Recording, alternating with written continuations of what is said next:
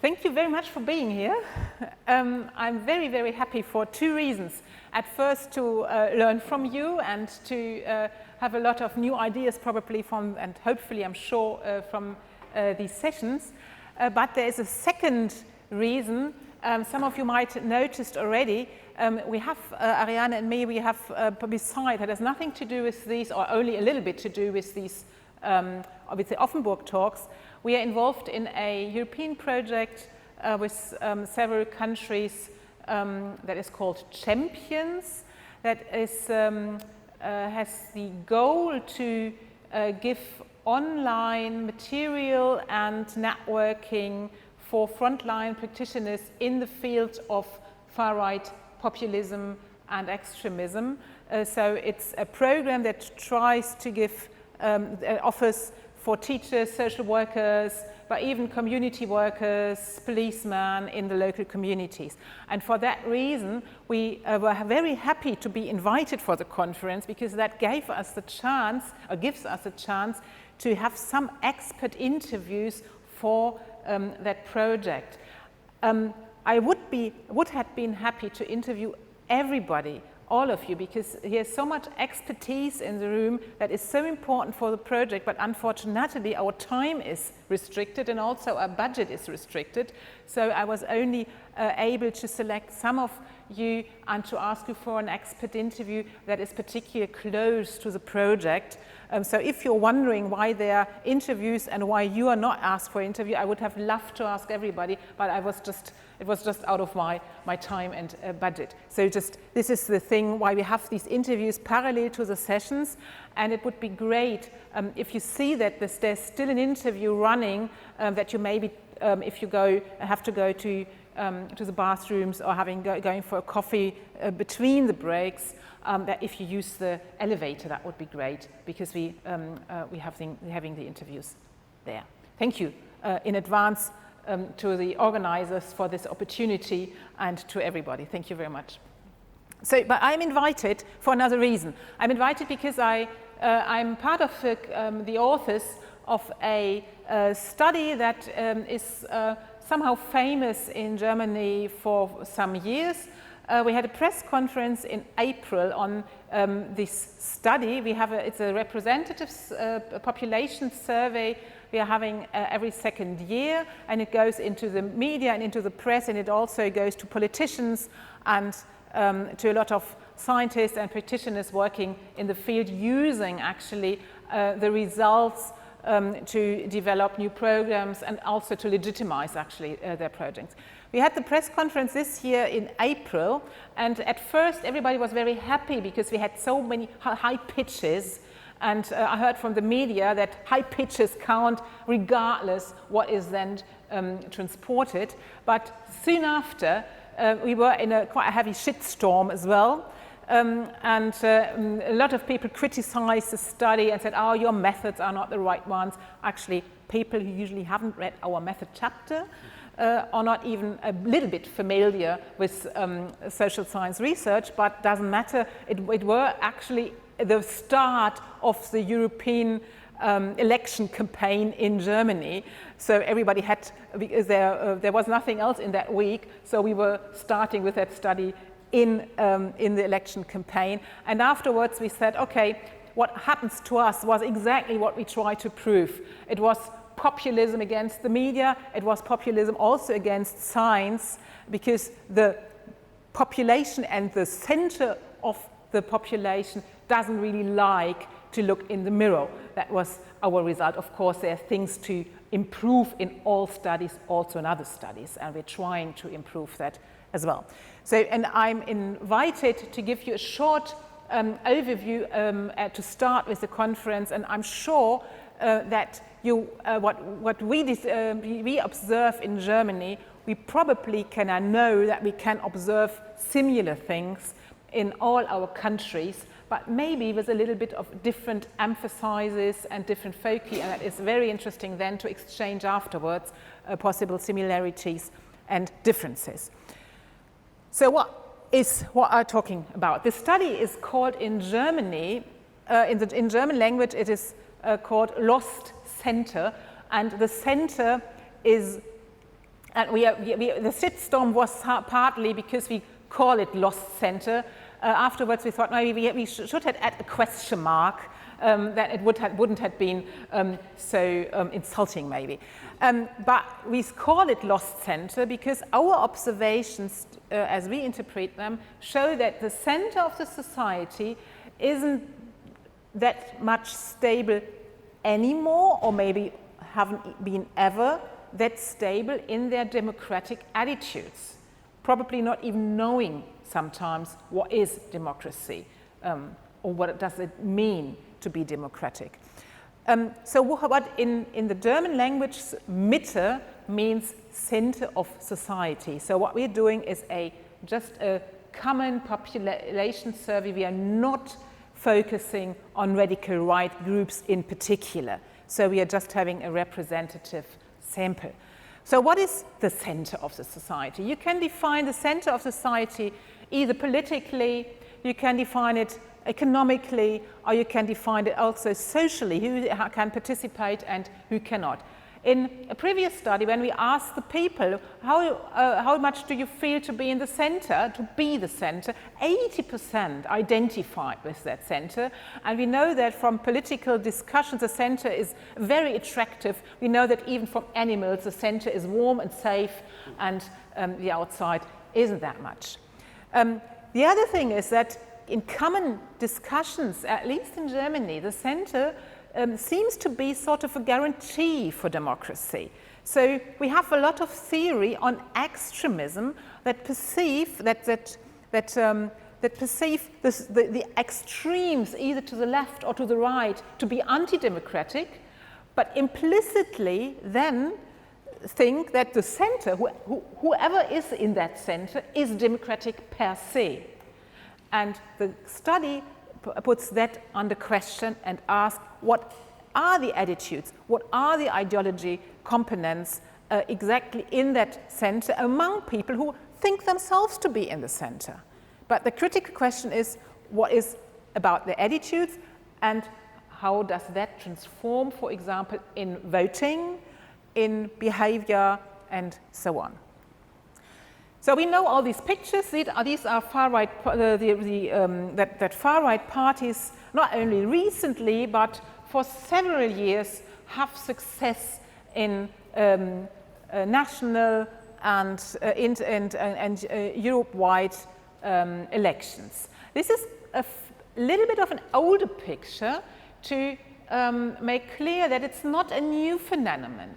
For example, in Austria, we have right-wing populism for decades. The Austrian colleagues know that better. And we probably can learn a lot from Austria, how that develops, even into participation in not only in the parliament, but in the Regierung, government. Thank you. Germany is quite of a late nation in that. It was very in the front, actually, 80 years ago. But now we are sort of a late nation nowadays, having only since some years a strong right-wing populist, or maybe even right-wing extremist party called the Alternative für Deutschland, the Alternative for Germany, AfD. It gained in the recent EU elections 11%, and now we had regional elections where they went up to 24% in some of them. So first lessons to learn, it's not a new phenomenon. If we discuss maybe afterwards about possible reasons for increasing right-wing populism, I would love to take that in mind, that we need to think about reasons that are not that new, that are not just there for 5 years, but they're for at least 30 years, or maybe even longer. This is how right-wing populism looks in Germany under a lens. These are pictures from demonstrations called Pegida, Patriotic Europeans Against the Islam, or Islamization of Europe. That is their name, that is Pegida.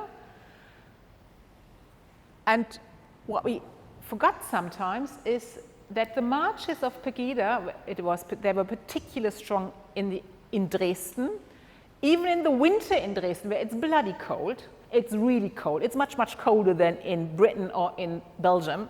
In January in Dresden, it is really a task to bring 20,000 people on the street, and they did, every Monday.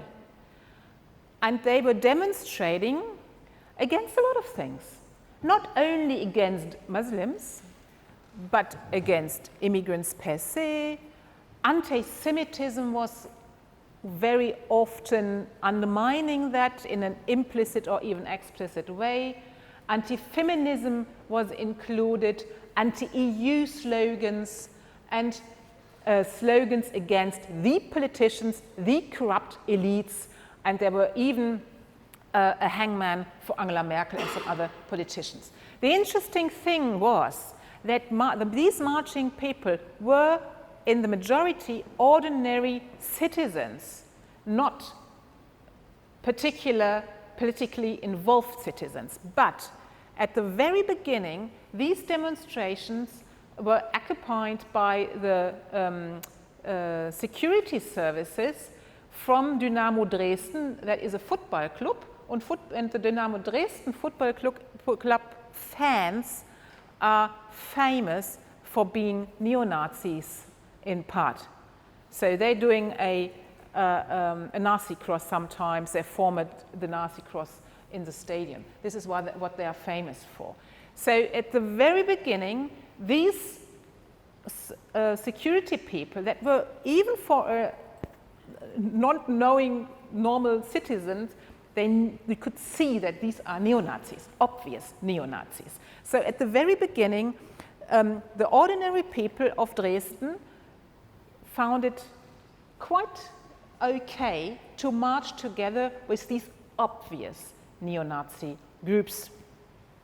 And we have also, and this ended then, wie komme ich wieder zurück?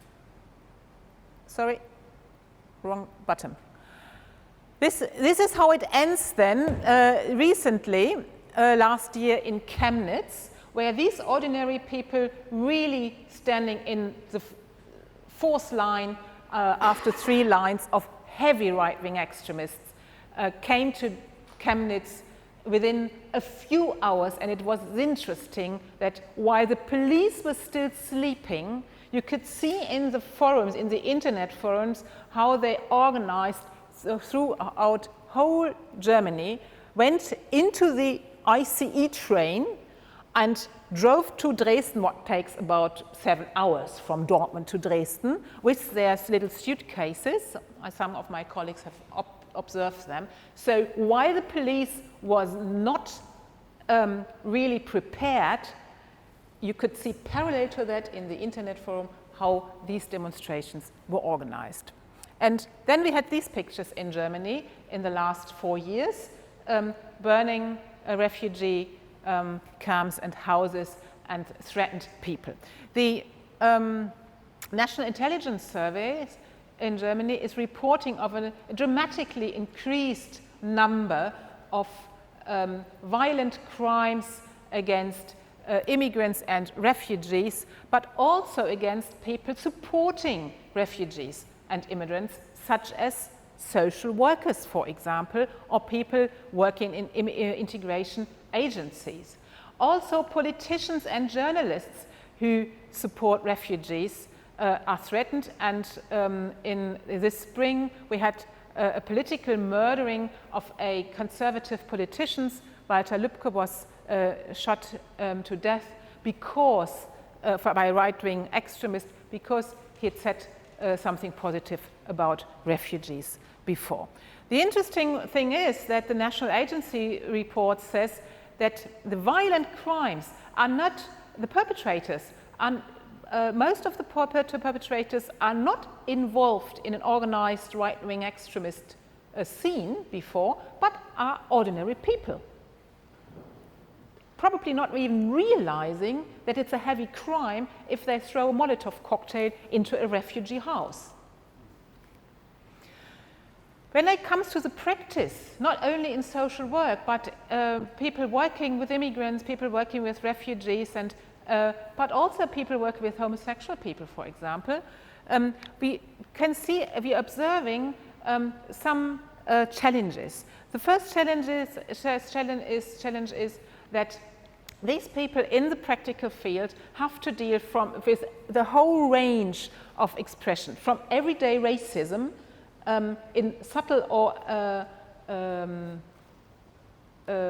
blatant forms to heavy right-wing extremism. So the whole range comes into the field. We have a great insecurity and uncertainty with common questions like what should we do, with whom we have to talk, with whom we shouldn't talk, about what we should talk, with whom. So these are questions from the practical field. We have the challenge that own values of dialogues, and you were speaking about the bubbles and dialogue between the bubbles, that own values and expectations to speak with people are heavily under pressure. With whom should I speak if that person is really heavily racist? And how do I speak, and in which context should I speak with that person, and maybe in which context I shouldn't, maybe not in a public forum. Basic values of diversity and equality are now under pressure. Do we really want to have universal human rights, or maybe only for the national citizens? These are questions that rise again in our communities. And we still have the phenomenon that on the one hand side, everybody is talking about, we need to save our democracy, and the schools should be, and the youth work should be involved. But if you look in the program of schools and youth work, the topic of democracy, anti-racism and right-wing extremism is not particularly widespread. It's not in the regular education of social workers or teachers in Germany.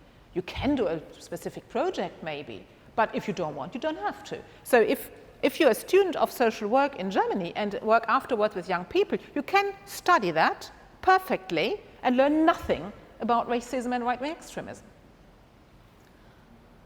And we have another challenge, I think, at least in some countries, we have the challenge that we have high expectations of critical perspective, like critical whiteness, for example, and we have the strategic actors of the extreme rights that try to infiltrate the work and put the work under pressure. So this is the next broad challenge for the practical field.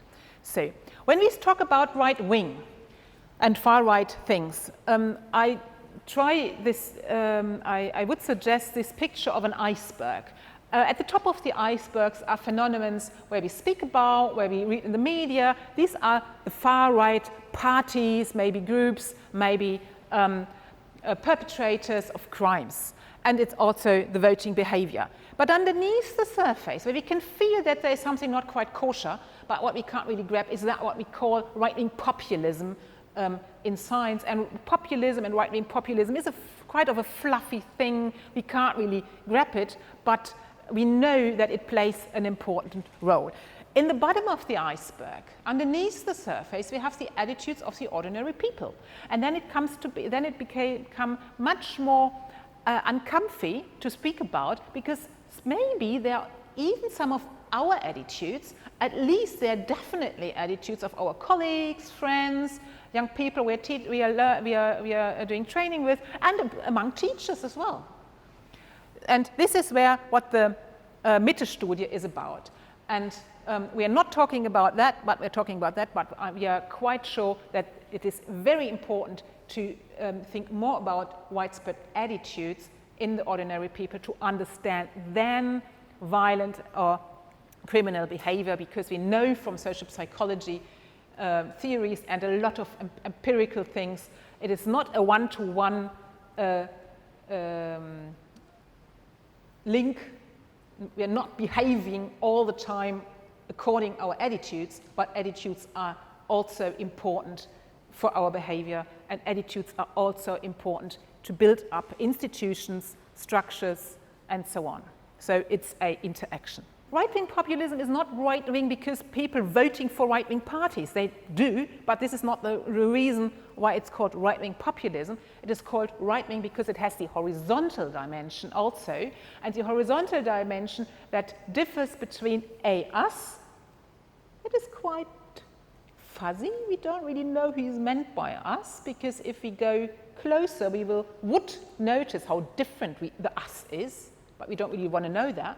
But the them, it's quite clear. The them are the immigrants, the Muslims, the Jews, the homosexual people, the feminists, the left-wingers, and so on. I would love, and you all know how populism works if you think of Donald Trump. He's, I think, a very stereotypical image of a populist. Populism works with simplification, personalization, emotionalization, scandals, breaking taboos, black and white thinking. Rejection of mediation is a very important thing. That is why Donald Trump is twittering with his voters to overcome all these serious media and representatives of parties. So this is an important feature of populism, that there is sort of a will of the folk. It is a homogeneous folk and a homogeneous will, and the leader can feel that will. And it makes it so undemocratic in its center. At least some authors would argue like this. I know others see it in a little bit different way. I would love to point to another thing. One important feature of populism is the narrative of the betrayed people. That is the reason why you can't ever spend populists enough attention. Because even though you invite them to every TV show every evening, what happened in Germany during the last 4 years, now it is a little bit better, they still say we are not getting that much attention that we should, because it belongs to the center of populism. So we should be careful to spend populists too much attention, because they will always continue to say we're not getting enough attention. So it doesn't help to pay attention. It just makes them bigger.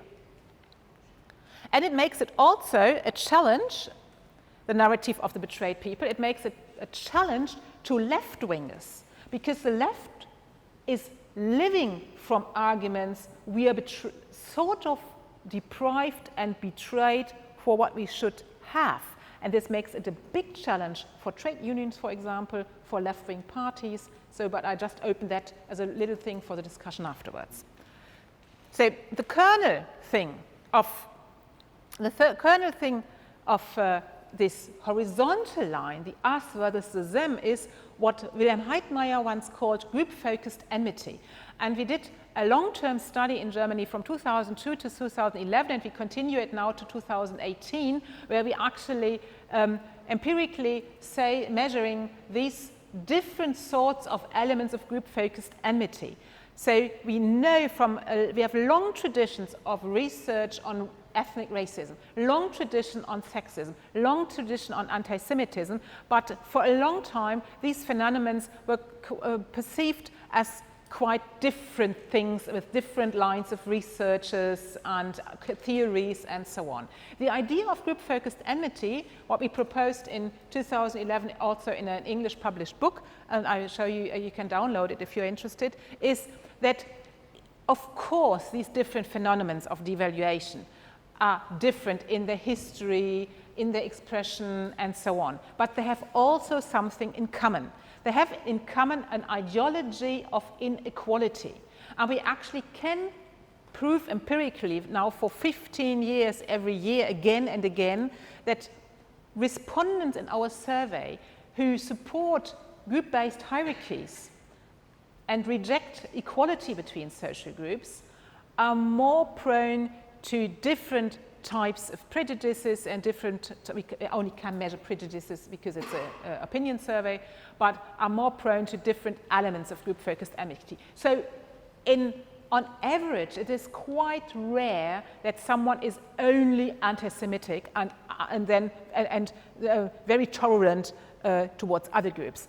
On average, one the devaluation of one group goes hand in hand with the devaluation of another group. Gordon Allport, the so-called father of modern prejudice research, also already proposed that in 1954. It also tells us that most people are possible perpetrators of group-focused enmity, but at the same time, they're possible victims. And we know from research, for example, that women are victims of sexist attitudes. Actually, not only sexist attitudes by men, but also sexist attitudes shared by women themselves, because it's a socially shared attitude, and because women are grown up in these societies as well. They believe in these myths as well. And women are, at least in Germany, even a little bit more xenophobe and racist and anti-Muslim than men. So, and we know that from other groups of people that it doesn't help to be a victim of prejudices. You give it to the next group further. So this is important for the work with heterogeneous youth groups and adult groups, that we have in the room victims of discrimination, but also perpetrators at the same time.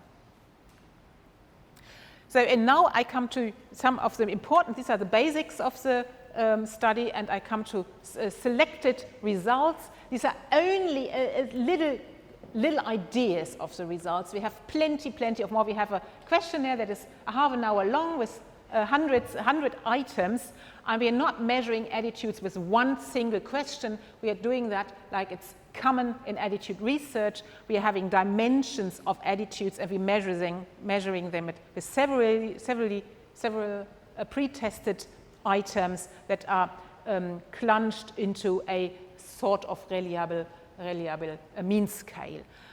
We have 2,000 respondents, adult respondents, and this is important for our setting here. Young people, we like to speak when it comes to right-wing extremism and racism. We love to speak about young people. Why? Because we have the hope that we can change things because they're young. That's true, we know that. The older we are, the more conservative we are. A lot of studies prove that. But we also love to speak about young people because it's usually not us. You know, it is easier to speak about the racism and the right-wing extremism of other people than about ourselves. So we love to speak about young people. But right-wing extremism is not primarily a problem of young people. They are usually not voting. You know, the votes I've shown you, they were adults, 18 and older. And we have to think, if you think of youth work, that young people are not living on the moon. They're living in our communities. They're educated by older people. They're not thinking of their anti-Semitic and racist ideas themselves as babies. You know, they learn it in our society. So if we think of youth work, we should take that in mind, that they go, we make a perfect program with them during the day, a grandiose project, and afterwards they're going to their sports club, speaking with the team leader who is 50 and maybe homophobe. They're speaking with their grandfathers, talking about the Autobahns and Hitler and so on. So we have to keep that in mind. They're not living on the moon. So the positive idea, the positive results first. The positive result, at least in Germany, is that on the surface, the vast majority position themselves democratically. For example, over 80% agree to the statement, the German democracy is working overall quite well. Different cultural groups enrich our society. The cohesion of the EU should be strengthened. And I appreciate if people engaged against hate crimes against minority. So this is a positive side. When it comes to really strong and harsh right-wing extremist attitudes, these attitudes are not so much widespread. That is not a wonder, because we have really, really hard measures. You have to agree to at least to all of them before you come into the category right-wing extremist attitudes. So we have a really strong measure for that. If we measure it a little bit softer, more people agree, what is not really surprising. But we can see that if it comes to particular subdimensions, more people agree, for example, to national chauvinism. This is only a few people agreeing on that. But who tends to agree on right-wing extremism also tends more to right-wing populism and also to other elements of group-focused enmity. So this is only the extreme. But before we come to that extreme, we have a lot of ideology fragments that leads to that. When it comes to young people, I said before, the young people are not the primary group. That is only half true. I haven't translated that. I just wanted to show you the differences between the youngest age group, the medium age group, and the oldest age group. And I'm not going through that in detail, but we can see in recent years, many years it was the older the worse. And we thought, okay, we just wait until it's died out. No, but it's not. This won't happen because we can see in recent years that even harsh right-wing extremist attitude elements and ideology fragments are nowadays rising again among young people. So we cannot just sit there and wait until it's died out. They're not always that high and widely spread like in older people, but we should keep in mind the older people, the medium-aged people, and the young people. And there's happening something with the young people, growing into societies with louder and more aggressive right-wing populist attitudes, and they're in their age, they learn. You know, it's easier to learn if you're young, and they obviously have learned all that old stuff again. What happens as well in Germany is that we have sort of a polarization. And I only show you two examples. What Germany needs now is a strong party that represents the Volksgemeinschaft, the people as a whole. Volksgemeinschaft is a Nazi associated term in Germany. And what you can see is that most not agree, but not that every 7 or 8 person agrees strongly. So we have sort of a polarization in the society. And we have this polarization strengthened between 2014 to 2016. It becomes even more polarized. So the society was awaking, and people who positioned themselves democratic positioned themselves even more democratic. But we had also the other way around, a not too small minority that becomes even more extreme in their position. But now, from 2016 to 2018, we have a new tendency. We have more people saying, well, I partly agree, partly not agree. I'm not quite sure. That is why we said the lost center, because more people thinking, well, maybe there is a little bit. Maybe it's strongly, it could be a good idea. You know, well, I'm not quite sure anymore. And this is dangerous for democratic societies. You can see the same even with that really harsh item, there is worthy and unworthy life. It comes into the item battery of all these really nasty elements, so it's not under question what is meant. Is it the Nazi idea? And you can see, of course, most people not agree, but if you count that, you have 17% at least partly agree to this really harsh item. This is what happens in Germany, and I'm coming to the end. I'm not going into that, but because we have a lot of East and West European countries sitting here, no, right-wing populism and right-wing extremism is not only a problem of the East. In Germany, we love to, coming from the West, we also point with the fingers to the others, to the young people, to the Muslims, and to the East Germans, and say, oh, they are the Nazis, we are not. Well, this is not true, but it's a little bit true for right-wing populism that in Eastern Germany you have even higher degrees or more widespread right-wing populism than in the West. And we can speak now about possible, I'm not going to that in detail, but here I listed a lot of theories that are floating around And these are the major theoretical lines we are probably discussing about the why is that.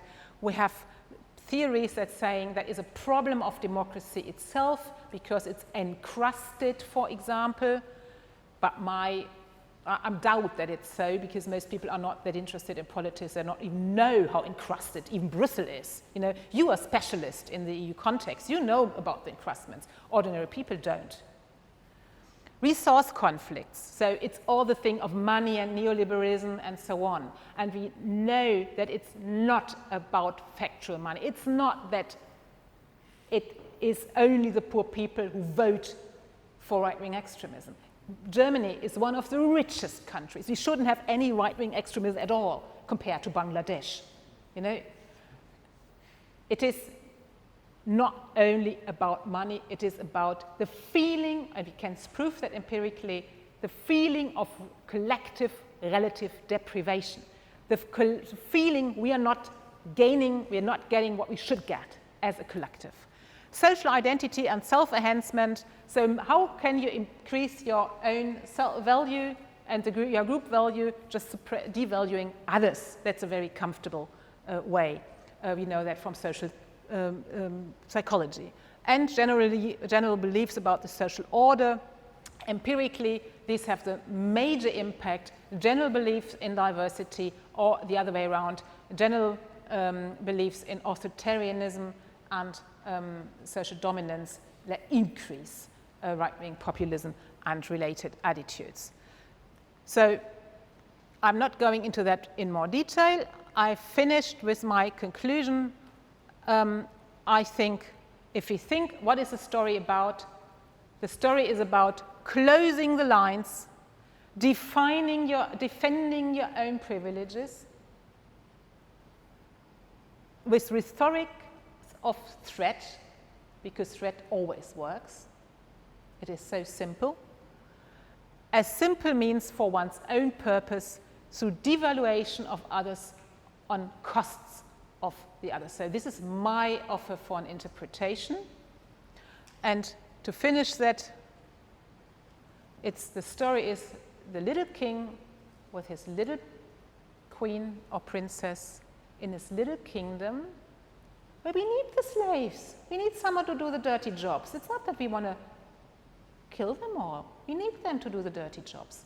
But they have to sleep in the stall. And if I'm allowed to be the little king, I'm happy to subordinate myself to the big king.